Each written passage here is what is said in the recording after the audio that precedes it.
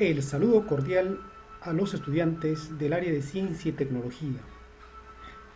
En esta oportunidad analizaremos todo respecto al funcionamiento del Internet, cómo funciona, cómo se relaciona con nuestra vida cotidiana y cómo se genera el espectro electromagnético, así como la fuerza magnética y algunos principios y leyes fundamentales que demuestran el campo electromagnético. El título de la sesión es: explicamos cómo funciona el Internet y cómo se generan las ondas electromagnéticas. La competencia explica el mundo físico y sus capacidades, comprende y evalúa las implicancias del saber y el quehacer científico y tecnológico.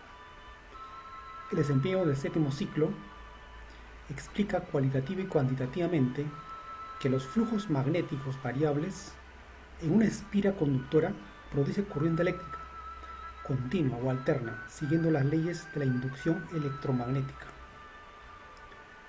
El reto para esta semana es elaborar un artículo periodístico con fines científicos, obviamente, respetando las normas APA, es decir, citando los textos, respetando el derecho de autor, a las preguntas que se proponen a continuación. ¿Por qué la fuerza magnética es siempre perpendicular al campo magnético y velocidad, siendo uno de los factores que se relacionan con la salud y migración de las aves? ¿Justifica la relación de la intensidad de corriente con el campo magnético y los posibles efectos del uso excesivo de los celulares con la salud? Un estudiante actual es un nativo digital. Menciona casos y consecuencias de la contaminación electromagnética en la salud. Dicho esto el reto, iniciamos entonces, jóvenes. Algunas reflexiones previas sobre el Internet. En la actualidad, el Internet forma parte importante de nuestras vidas, porque lo usamos para múltiples actividades, sea trabajo, intercambio de información, chat, redes sociales y ahora más que nunca, la educación a distancia mediante la estrategia Aprende en Casa. Casi todos y todos estamos familiarizados con su uso y actualmente el 53% de la población mundial es usuario de Internet. Sin embargo, extrañamente, la mayoría de las personas no sabemos exactamente qué es ni cómo funciona. Para ello, la sesión de hoy encontraremos algunas ideas fundamentales y principios que nos orientan el funcionamiento de esta red de redes. El transporte de información vía Internet. Como sabemos, para su funcionamiento requieren dos elementos importantes: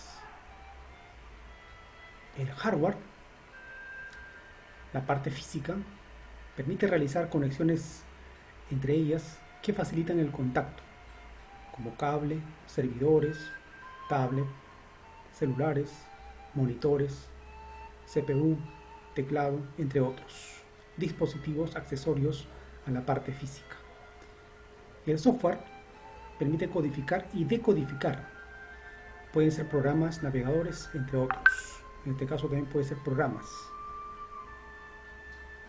Recursos educativos, plataformas, en este caso por ejemplo la web Aprende en Casa, el aula virtual Xamarino también es un software para hacer mapas mentales, el XMAI, el CMAP Tool para hacer videos, el Movie Maker por ejemplo, entre otros. Todo ello constituye un sistema inmenso de redes de comunicación interconectados mediante protocolos, el TDP y AIP. Luego iniciaremos qué significa cada uno de los códigos, que posibilita su funcionamiento como una red lógica que abarca todo el mundo. Es decir, la intercomunicación es en tiempo real y virtual. ¿Quién y cuándo se inventó el Internet? No fue solo una persona, ni tampoco una fecha exacta. Este trabajo lo viene realizando o en todo caso lo realizó un grupo de científicos en la década de 60. Crearon el ARPANET, que es un proyecto de agencia network durante la última década del siglo XX y las dos primeras décadas del siglo XXI. Actualmente se ha desarrollado vertiginosamente el desarrollo, más aún ahora con la pandemia. Ya las compras en línea se ha multiplicado acá 100% su uso. Podemos citar algunos nombres, como Leonard Kliner, que inventó la conmutación de paquetes tecnológica básica de Internet; Robert Kahn, Vinton Herr, que inventaron el protocolo TCP/IP en la década de los 70; Lawrence Robert, por su desarrollo de la primera red de conmutación de paquetes; Ray Tomlinson, que introdujo la mensajería electrónica por red; y Tim Berners, que desarrolló el lenguaje HTML y el sistema www. Luego me dirán entonces qué significa el www. En 1990, estamos en el 2020, jóvenes. Entonces, y seguimos viendo los cambios permanentemente. ¿Qué es Internet?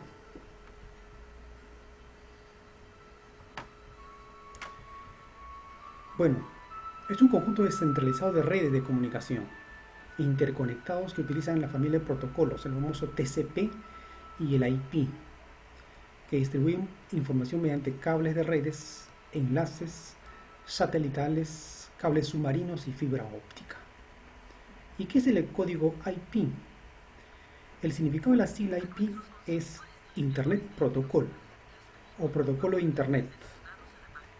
Este protocolo tiene la función de establecer las comunicaciones entre todos los dispositivos que tratan de relacionarse entre sí en Internet.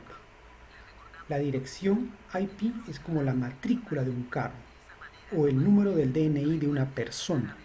Es un código que va a identificar a cada usuario que está navegando por cualquier red.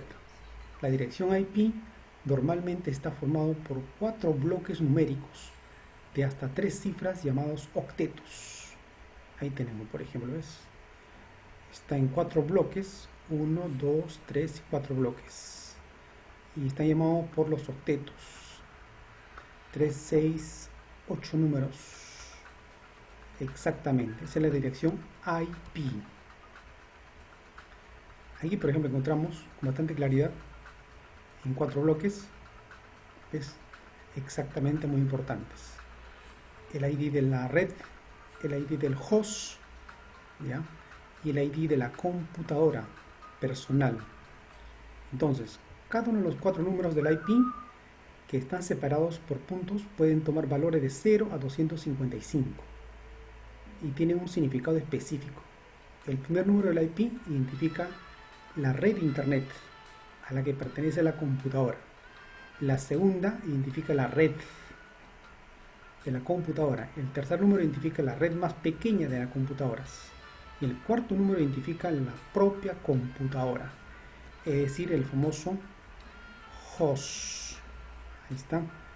ID de la red, el ID de la computadora.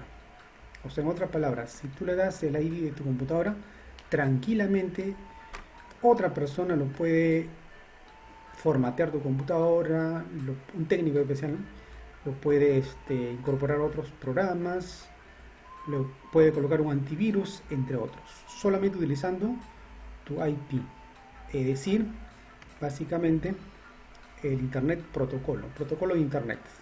Eso es en español, el famoso IP. Entonces, cada uno de los 4 bloques tiene un significado importante. Es como un DNI o un código especial de cualquier elemento, en este caso la laptop, computadora. Entonces los ingenieros informáticos, cuando de repente hay un sabotaje digital, hacen este rastreo, el rastreo utilizando los 4 paquetes o 4 bloques de número de la IP para identificar de la red, del grupo de computadoras, de la computadora específica y de la computadora personal. Eso facilita la identificación con el famoso ID del host. ¿Qué es un router? El router o enrutador, del inglés router o encaminador es un dispositivo que permite interconectar.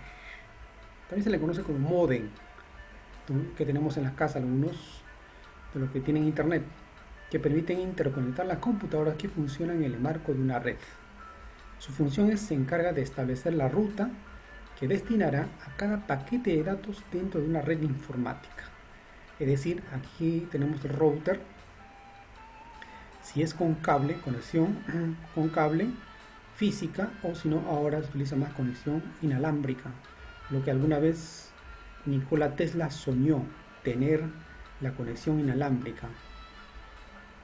Lamentablemente no lo validaron en su tiempo, pero ahora, gracias a su aporte en su época, se utiliza el Wi-Fi, la navegación inalámbrica, es decir, sin cable, conexión sin cable, ¿de acuerdo? Solamente utilizamos los códigos y tranquilamente lo podemos conectar a un celular, a una tablet, a un conjunto de celulares, y siendo la matriz principal la computadora laptop. Pero aquí está el router, ¿no? Que va directamente, que viene del internet, en este caso de la calle. Ahora se utiliza también fibra óptica con más facilidad, de banda ancha, para que tenga más cantidad de megas y recorrido. ¿Y qué significa el TCP? El TCP es el protocolo de control de transmisión, que permite establecer una conexión y el intercambio de datos. Es decir, este protocolo proporciona un transporte fiable de datos. ¿Qué datos nos permite a nosotros construir? ¿Qué datos nosotros necesitamos utilizar en un momento oportuno? Ese es el famoso protocolo de control de transmisión. Son normas que indican cómo debe ser enviados la información. Bueno, aquí el protocolo TCP son un conjunto de códigos unitarios, en este caso el famoso código 0 y 1. Trabaja bastante el famoso protocolo de control de transmisión, pero luego hay dirección del IP, ¿ya? Y luego llega a un control específico para demostrar que la computadora recibe la información correcta, ¿ya? Mediante, gracias al protocolo de control de transmisión, el famoso TCP, función del protocolo de TCP. Bajo códigos binarios. ¿Qué son servidores? Un servidor de internet es un ordenador conectado a internet que tiene como función principal almacenar páginas web, es decir, generalmente escritas en HTML. ¿Qué significa esto? Hipertexto Transfer Protocol, en inglés, ¿cierto? Administrar base de datos y responder a las solicitudes de los navegadores de los internautas. En el mundo, más o menos, hay algo de 75 millones de servidores alimentando internet. Microsoft lleva la delantera con 1 millón de servidores, y luego Google con 900.000 más o menos. Cada día se suben a internet alrededor de 300 millones de fotos. Es como si cada peruano subiera 10 fotografías diarias, como para que te imagines la capacidad de almacenamiento de la que estamos hablando en un servidor, el famoso HTML. Entonces acá tenemos la principal, el otro servidor A, el otro servidor B. Hay una interconexión, ya en los servidores en Google, por ejemplo, google.com, ¿de acuerdo? Algunos utilizan el Firefox, ya luego veremos más adelante. Y luego viene aquí los routers, y luego viene aquí los laptops, los IP. Es decir, cada computadora tiene su IP específico. Entonces, de esa manera funcionan los servidores, bajo códigos de HTML, ¿de acuerdo? Eso conocido también más adelante, que lo hablaremos como páginas web. Muy bien, justamente estamos hablando de páginas web.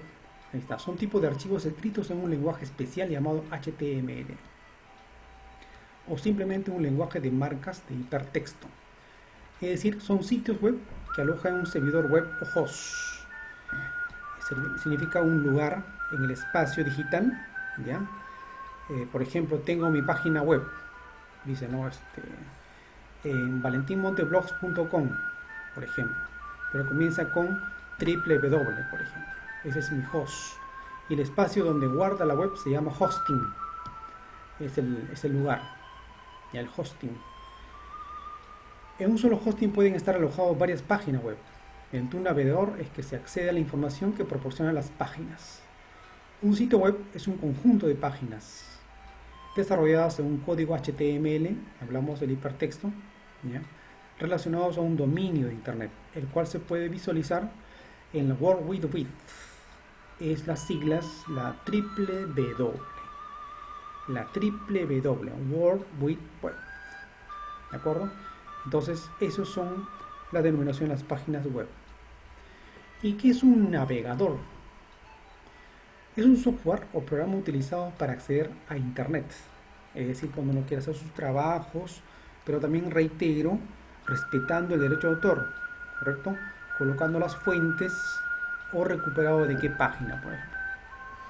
Eres capaz de ir al servidor donde está la página web alojada y extraer información que hay en los servidores, escritas en lenguaje HTML, es decir, archivo web, en www, para recibirla en nuestra computadora, interpretarla y visualizarla. El navegador busca el archivo de la web del servidor, descarga el archivo que está en el lenguaje HTML, es decir, código fuente web, y lo interpreta para que el usuario no tenga la necesidad de conocer el HTML y lo pueda ver.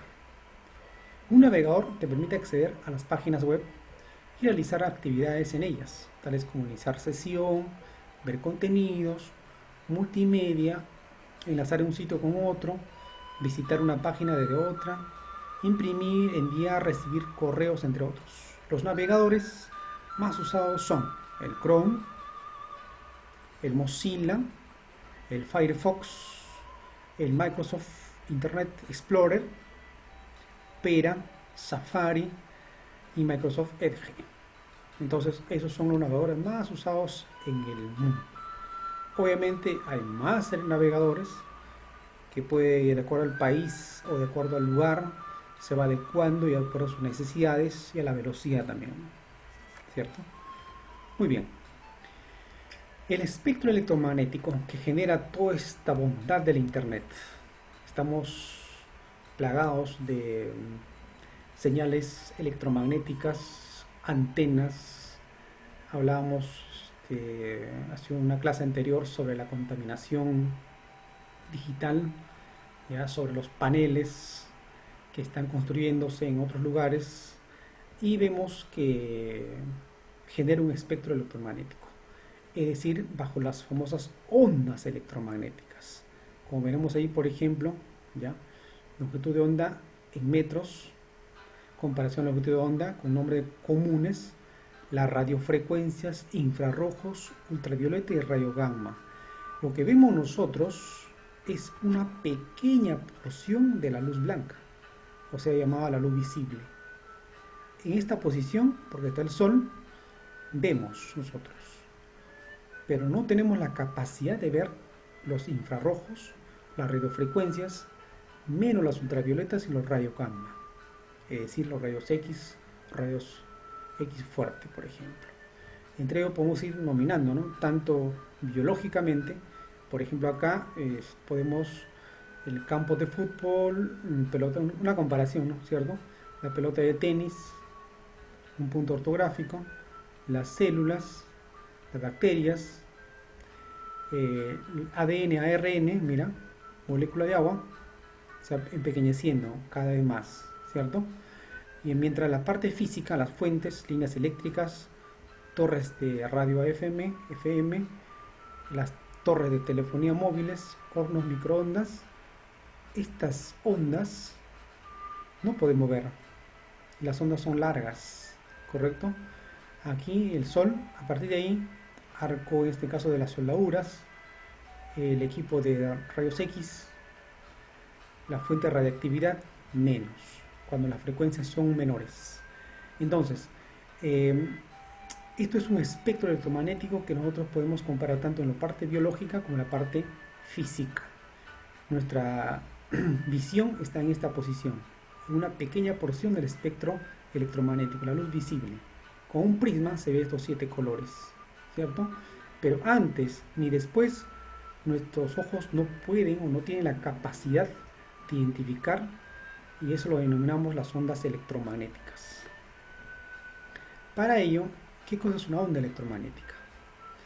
Las partículas cargadas eléctricamente pueden ser, en este caso, negativamente, como un electrón, pueden ser positivos, cargados positivamente el protón, ¿ya? O pueden ser neutros, que no tienen ninguna carga, los neutrones. Tanto en reposo como en movimiento crean a su alrededor un campo eléctrico, es decir, generan un campo eléctrico. La corriente eléctrica que usamos en casa entonces genera un campo eléctrico. Las líneas de intensidad de este campo empiezan en las largas positivas, ¿ya? Y terminan en las cargas negativas. El campo eléctrico actúa sobre las partículas cargadas con independencia de que estén en reposo o en movimiento. La corriente eléctrica, conjunto de partículas cargadas en movimiento, crean alrededor un campo magnético. Es decir, eso se puede demostrar con la ley de Faraday, cuando puso una brújula que había un campo magnético. Las líneas de inducción magnética rodean los conductores, con corriente y siempre son cerradas. Estos campos se llaman de rotación, o sea, rotacional. Aquí está el campo magnético. O sea, en otras palabras, en una corriente de luz, ¿ya? Llámese conectores, llámese cargador de los celulares, entre otros, siempre hay un campo magnético, ¿de acuerdo? Porque hay un campo eléctrico y ellos se llaman los campos rotacionales, están girando alrededor.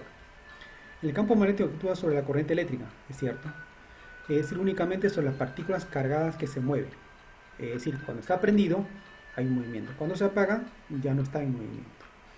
Y la corriente eléctrica continúa, crea un campo magnético cuya inducción no varía en el tiempo. Entonces a esto se llama campo electromagnético, perdón, ¿ya? Aquí tenemos utilizando la mano derecha. Un ejemplo clarísimo para entender, en este caso el dedo pulgar vendría a ser la corriente que se mide en amperios, ¿ya? Apunta el pulgar hacia el sentido de la corriente y 3 la curvatura del resto que dedos que indica el campo magnético, es decir, el número 3 está generando el campo magnético gracias a la corriente eléctrica que está circulando en el conductor. Muy bien.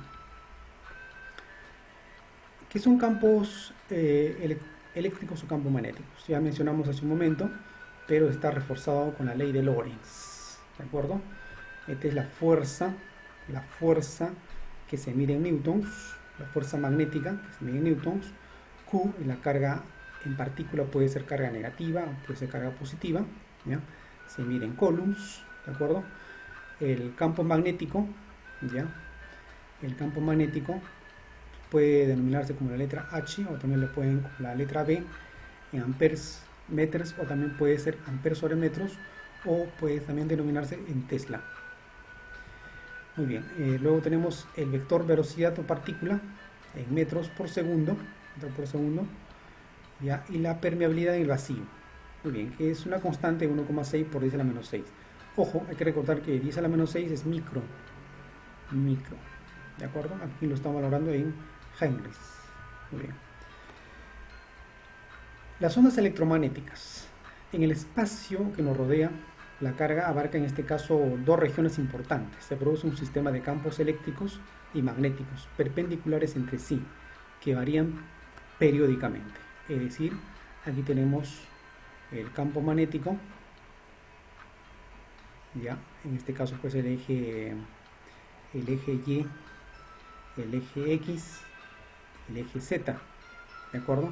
Aquí está la longitud de onda, el campo magnético que se genera, el campo eléctrico, ¿de acuerdo? Y la línea de propagación. Recuerden que la longitud de onda se mide en lambda, la longitud de onda, ¿de acuerdo? Entonces mide de punta a punta, es una longitud de onda. Aquí está la longitud de onda. Cuanto más larga es, menor la frecuencia. Cuanto más pequeña es, mayor la frecuencia, ¿de acuerdo? El radio, por ejemplo, microondas, infrarrojo, visible, ultravioleta, rayos X, rayos gamma, entre otros, eso es las ondas electromagnéticas. Entonces, estas ondas electromagnéticas pueden generar alto riesgo, por ejemplo, cuando utilizamos demasiado Wi-Fi o duerme usted con el celular en la cama, ¿ya? Y está generando gran cantidad de frecuencia, es decir, ondas electromagnéticas, que a la larga nos puede afectar la salud, es cierto. Muy bien. Campo y fuerza magnética, basada en la ley de Lorentz. La ley de Lorentz menciona la ilustración eh, de tres vectores importantes: la fuerza, el campo magnético en Tesla y la rapidez o la velocidad, mutuamente perpendiculares. Ahí está, ¿ves? La fuerza magnética, el campo magnético y la velocidad. Acá tenemos dos imanes para demostrar el polo sur, polo norte, o puede ser positivo y acá negativo, ¿ya? Entonces vemos que la fórmula para hallar tipo de esta forma de estos problemas, según la ley de Lorentz, es: la fuerza magnética es igual a la carga de la partícula por la velocidad o rapidez de la partícula por el campo magnético, ya que se mide en Tesla, por el seno del ángulo, ¿ya? Sabiendo que en este caso el seno del ángulo, si es perpendicular, dependiendo del problema que te pide, ya hay que recordar cuál es el seno de los triángulos notables más conocidos.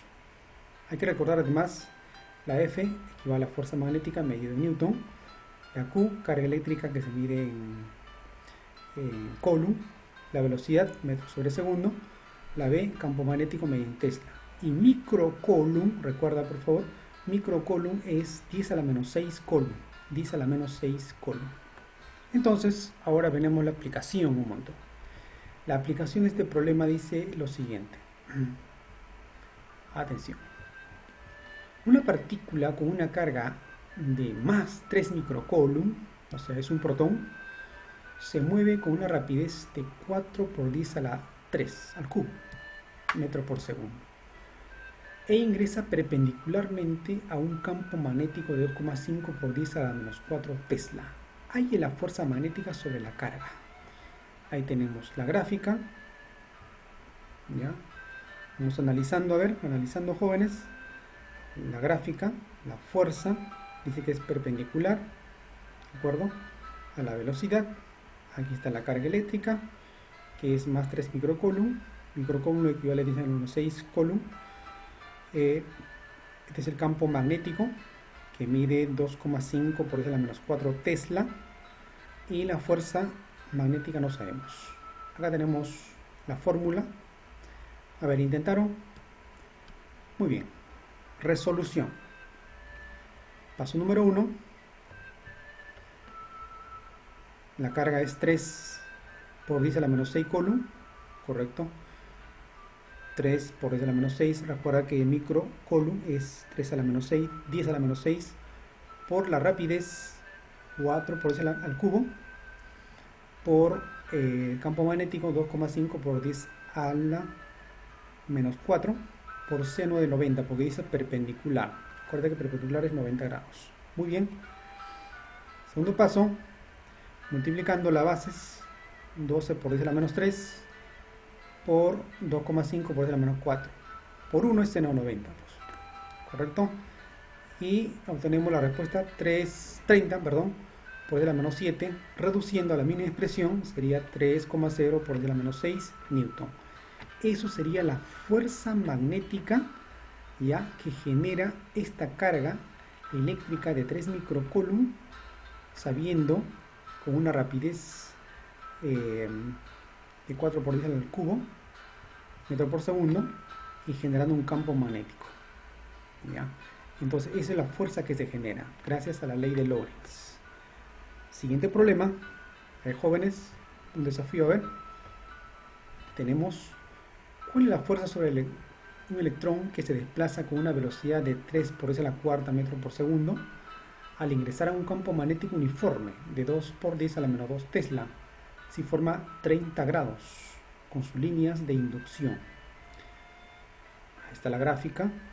Ahí está 30 grados, acá el ángulo, ¿de acuerdo? Tenemos los datos y nos pide a nosotros igual la fuerza magnética. ¿Cuál sería la respuesta, jóvenes? ¿Intentaron? Minutos. Muy bien. Resolución. Ahí tenemos. Entonces la carga es 1,6 por 10. En este caso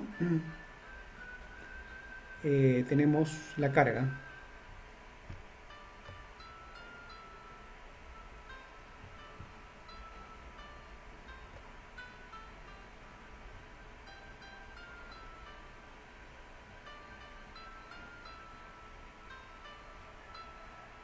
2 por 10 a la menos 2 y seno de 30, ¿correcto? Muy bien. 4,8 por 10 a la menos 15.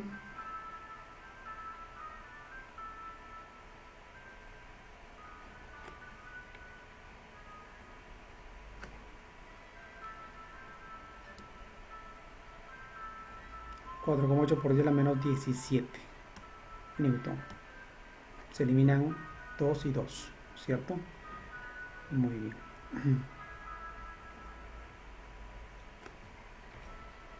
Tenemos a continuación el sentido de la corriente de Lorentz, en este caso la ley de Lenz, continuando con el trabajo. La ley de Lenz es la corriente inducida en el campo magnético, es decir, cómo se genera en una corriente, ¿ya? Dependiendo de la longitud, la intensidad de corriente y otros puntos más. Muy bien, acá la fuerza magnética sobre un conductor, por ejemplo, la ley de Lenz. Igual, el manejo de la regla de la mano derecha, tenemos aquí, ¿de acuerdo? La fuerza magnética, el campo magnético, y esto es la dirección de la corriente eléctrica, y cuya fórmula será la fuerza eléctrica, la intensidad que se mide en amperios, por la longitud, por el campo magnético, por el seno del ángulo, si hubiera en este caso el ángulo, ¿no? Si le pidiera. Tenemos aquí un caso 3, a ver, ¿cuál es la fuerza que se ejerce sobre un alambre de 1 metro, ¿cierto? De 1 metro de longitud cuando está perpendicularmente a un campo magnético de 1,2 Tesla. La corriente que fluye por el alambre es de 3 amperios, ¿de acuerdo? Muy bien, ahí tiene la fórmula, minutos analizamos y decimos lo siguiente. Efectivamente la intensidad es 3 amperios, la longitud es 1 metro y el campo magnético es 1,2. Por seno 90, ya usted lo sabe muy bien, sería 3,6 newton. Eso sería en todo caso la fuerza que genera cuando una corriente de esa cantidad de metros de conductor, ¿cierto? Muy bien. 4. Tenemos un caso. ¿Cuánta corriente pasa, en este caso, por un alambre de 3 metros de longitud si cuando se coloca perpendicularmente en un campo magnético uniforme de 0,2 Tesla se ejerce sobre él una fuerza de 1,44 newtons? Ahí tenemos la intensidad. La intensidad es 1,44, muy bien. La fuerza magnética es 1,44. La intensidad no sabemos. La longitud es 3 metros y el campo magnético vendría a ser 0,2 Tesla, ¿de acuerdo? Muy bien, ahí tenemos 1,44, la intensidad no se sabe, 3 metros, 0,12 y seno 90 es 1. Multiplicando, operando en la división, ¿cierto? Y sale 4 amperios. Recordemos que es la unidad de intensidad. Muy bien, y terminamos aquí con un pensamiento importante gracias a Nikola Tesla, como le mencioné, gracias a su propuesta que él tenía cuando mencionó sobre el uso de la corriente eléctrica sin cables, pero lamentablemente a las transnacionales no le convenía.